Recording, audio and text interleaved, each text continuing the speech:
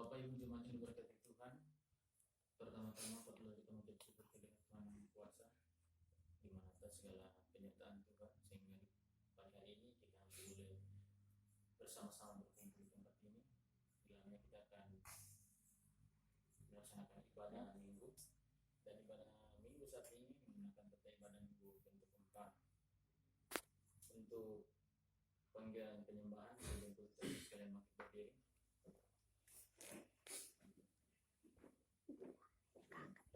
Marilah kita bersorak-sorak untuk Tuhan, bersorak-sorak bagi gunung batu keselamatan kita. Marilah kita sujud menyembah, berlutut di hadapan Tuhan yang menjadikan kita, sebab Dialah Allah kita dan kitalah umat gembalaannya dan kawanan domba tuntunan tangannya. Pujilah Tuhan. Nomor 1, Allah hadir bagi kita dan apa-apa yang seterusnya. Allah hadir bagi kita dan hendak memberi berkat, melimpahkan kuasa Roh-Nya bagai hujan yang renang dengan Roh Kudus ya Tuhan. Umat-Mu berkatilah, baharui hati kami, oh curahkan kurnia. Mari kita tabiskan ibadah kita pagi hari ini. Dalam keagungan-Mu ya Bapa, kami sujud. Dalam kasih-Mu ya Yesus, kami tengadah. Dan dalam naungan kuasa-Mu ya Roh Kudus, kami mau menyembah.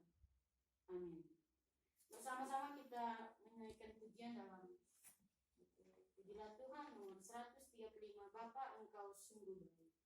Bapa, Engkau sungguh baik, kasih-Mu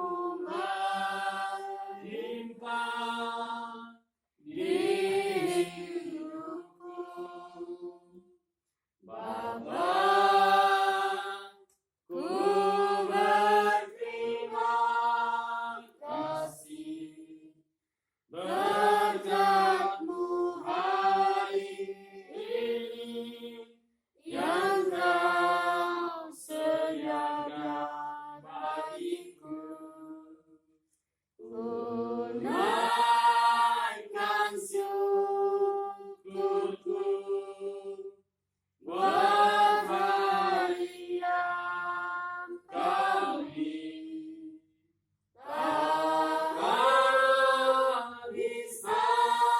Habis-habisnya kasih dan rahmat-Mu selalu baru dan tak pernah terlambat. Pertolongan-Mu besar setia-Mu di sepanjang hidupku. Jemaat dipersilakan duduk kembali. Mari bersama-sama kita akan mendengarkan hukum Tuhan. Jemaat yang terkasih, dengarkanlah hukum Tuhan. Yesus berkata, kasihanilah Tuhan Allahmu dengan segenap hatimu, dan dengan segenap jiwamu, dan dengan segenap akal budimu. Itulah hukum yang terutama dan yang pertama.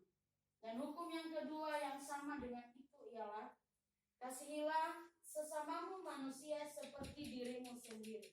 Pada kedua hukum inilah tergantung seluruh hukum Taurat dan kitab para nabi. Matius pasal 22 ayat 37 sampai 40.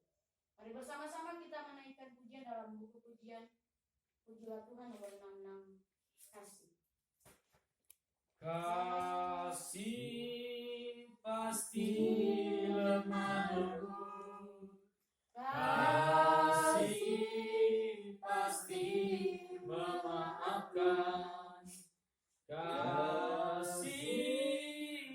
pasti murah hati, kasih-Mu, kasih-Mu Tuhan. Ajarilah kami ini saling mengasihi, ajarilah kami ini saling mengampuni, ajarilah kami ini kasih-Mu, oh Tuhan, kasih-Mu kudus tiada batasnya. Sidang jemaat yang dikasihi oleh Yesus Kristus, sepanjang minggu ini banyak hal yang terjadi dalam hidup kita, baik suka dan duka. Dan sepanjang minggu ini mungkin ada hal-hal yang kita lakukan yang tidak berkenan di hadapan Tuhan lewat pikiran, perkataan, dan perbuatan kita.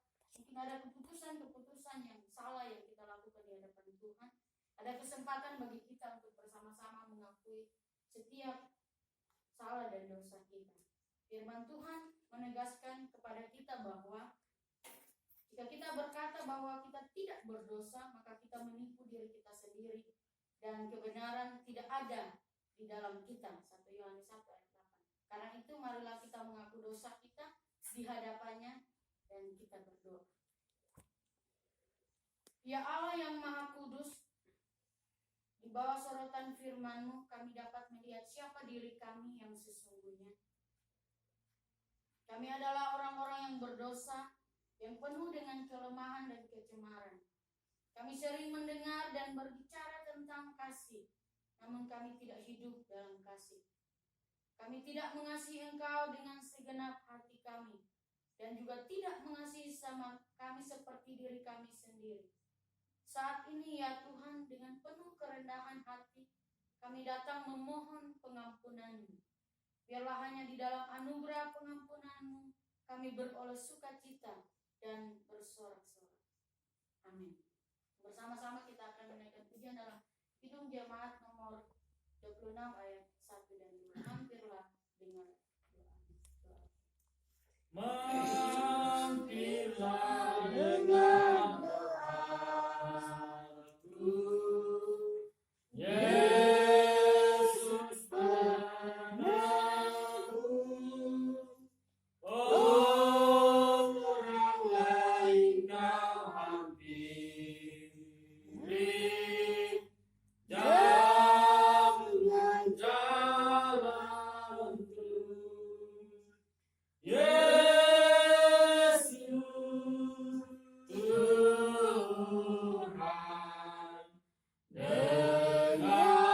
doaku. Orang lain Kau hampiri, jangan jalan terus. Ayat yang kedua. Di hadapan tataran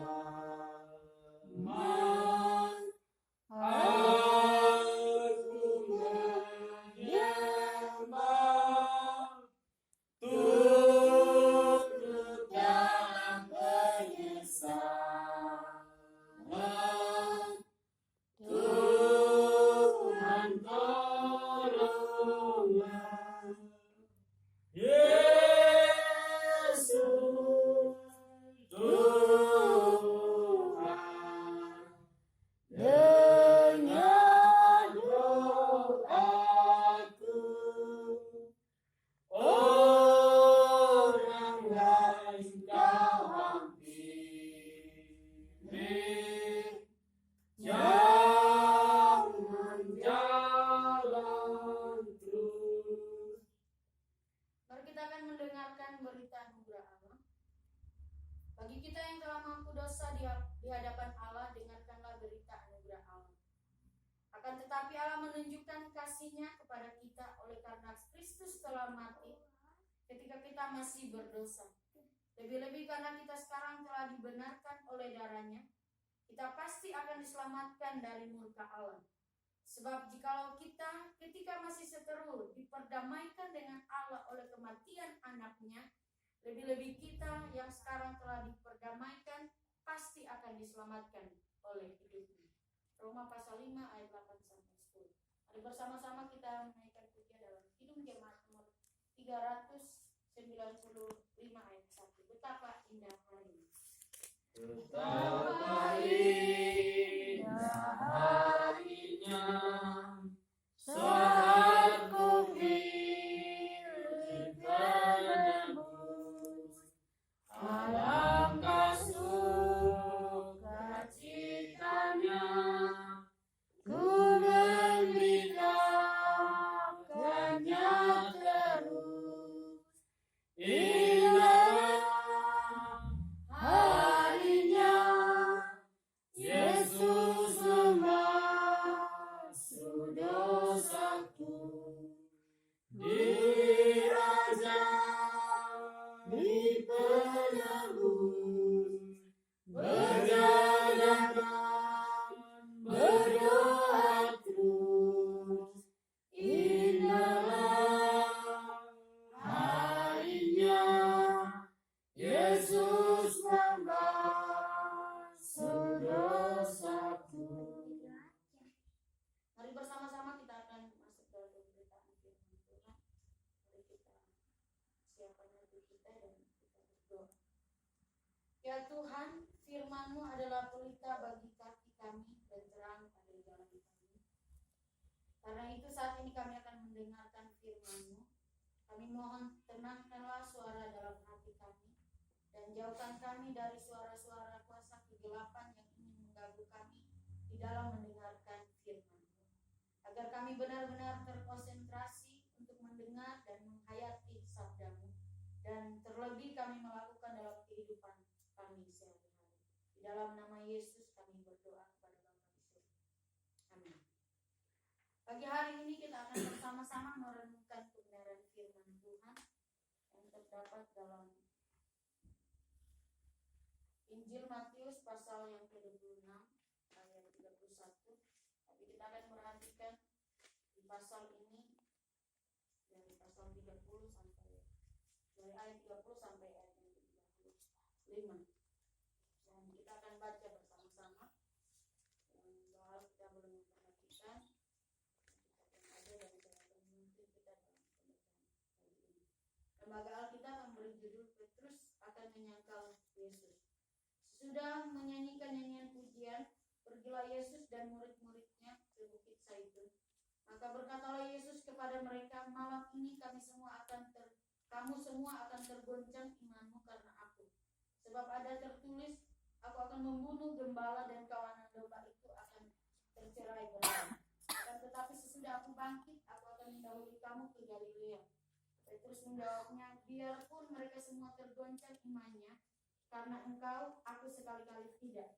Yesus berkata kepadanya, aku berkata kepadamu sesungguhnya malam ini, sebelum ayam berkokok engkau telah menyangkal aku 3 kali. Kata Petrus kepadanya, sekalipun aku harus mati bersama-sama engkau, aku tak akan menyangkal engkau. Semua murid yang lain pun berkata demikian juga. Demikianlah firman Tuhan. Berbahagialah setiap kita yang mendengarkannya dan merenungkan serta melakukannya dalam kehidupan sehari-hari. Terpujilah Kristus. Bapak Ibu Saudara yang dikasihi oleh Yesus Kristus, pagi ini kita akan bersama-sama merenungkan kebenaran firman Tuhan. Ayat yang disediakan oleh gereja yang ada ini berbicara tentang penyangkalan Petrus. Jadi Petrus itu salah satu murid yang paling antusias. Jadi biasanya kalau di keluarga ada anak-anak yang pendiam, ada anak-anak yang cepat inisiatif. Kalau mamanya baru angkat ember, anaknya langsung ambil. Tapi ada yang pendiam, dan itu temperamen atau karakter setiap manusia. Nah, murid-murid Tuhan Yesus juga punya karakter yang berbeda-beda. Petrus ini sebelum dia berpikir, dia sudah berkata-kata, saya akan percaya Yesus, pokoknya saya yang duluan di depan. Berbeda lagi dengan murid-murid yang lain. Nah, kita akan melihat bagaimana Petrus yang menyangkal sampai 3 kali. Nah, Bapak Ibu Saudara yang dikasihi oleh Yesus Kristus, ada banyak hal yang kadang-kadang membuat iman kita lemah. Yang pertama, kesehatan biasanya. Kalau masa sakitmu, baik musiamu na keadaan sekarang. Kalau sudah sakit, kadang-kadang iman kita mulai goyah. Apalagi dengan keadaan di sekitar kita. Kemarin hari Sabtu juga saya bahas di sini. Bagaimana dengan keadaan dunia yang sekarang digoncang oleh virus corona. Ini ponakan saya kalau dia nyanyi, corona itu dihafal lagu corona. Karena semua orang dari yang kecil sampai yang tua tahu virus corona. Dan itu bisa menggoncang iman kita.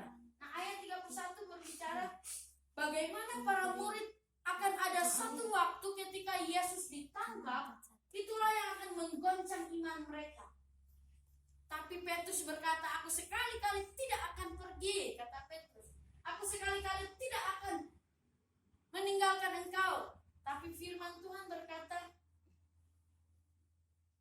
hari ini 3 kali ayam berkokok engkau sudah menyangkal aku 3 kali. Jadi bersyukur kita di kampung Kristen.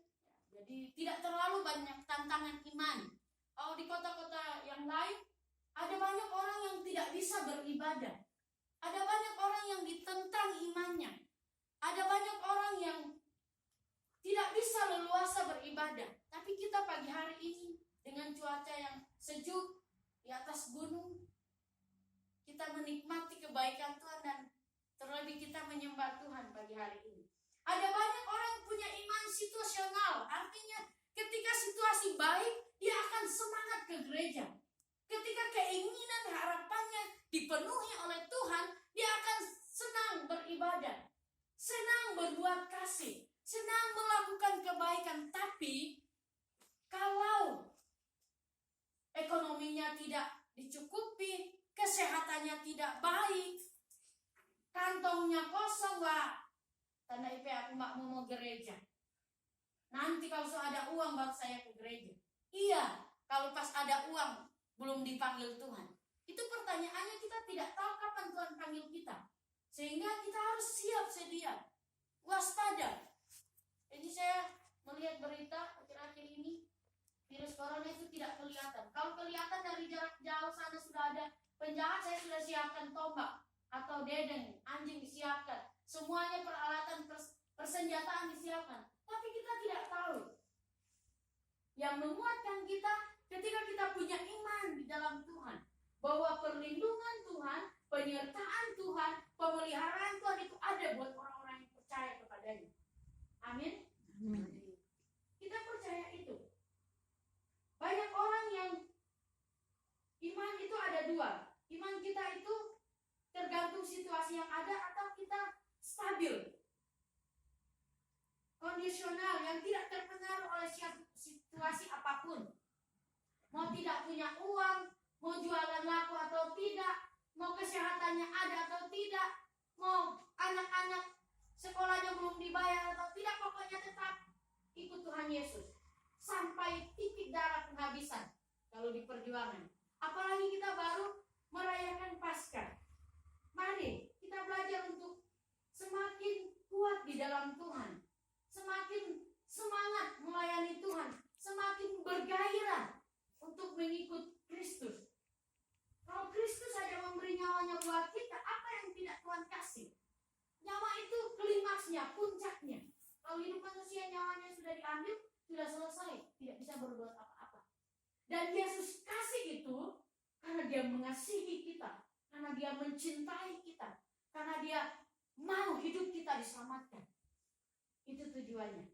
Bapak Ibu Saudara yang dikasihi oleh Yesus Kristus, tetap beriman, jangan goyah, jangan berpaling dari Tuhan. Goncangan apapun yang terjadi, kita nggak tahu ke depan. Sabtu kemarin saya bilang, kita nggak tahu akan apa yang terjadi ke depan. 1 menit ke depan kita keluar dari rumah ini, kita nggak tahu apa yang terjadi. Tapi kita harus percaya bahwa ketika kita bersama dengan Yesus, mau Tuhan panggil hari ini atau besok, itu urusan Tuhan. Tidak ada persoalannya dengan kita karena kita sudah siap. Saya selalu bilang ke jemaat yang saya layani di Jawa, di Jogja, kita ini adalah orang-orang yang seperti lagi antri di supermarket.